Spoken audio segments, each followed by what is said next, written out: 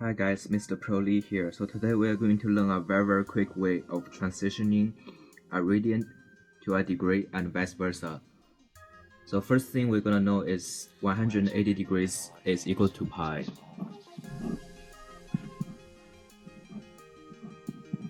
Okay, so let's say we want to transition 100 degrees into radians. So how do we do that? Well, first, how does 180 degrees transition to 100 degrees?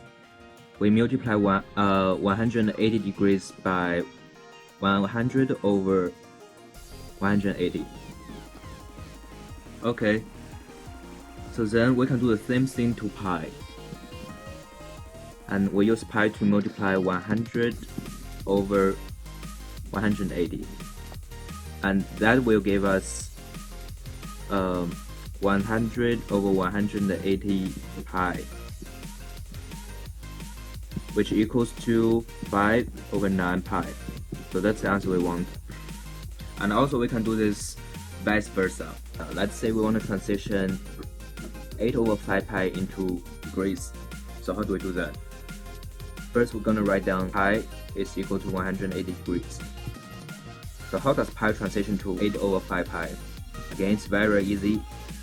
Pi times 8 over 5 is equal to 8 over 5 pi. So we can do the same thing to 180 degrees, which is times 8 over 5.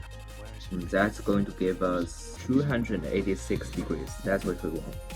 So you see, this way is actually much easier than what your teacher told you. So I hope you learned something new today. If you have not subscribed, please subscribe. I will see you later. This is Mr. Pro Lee.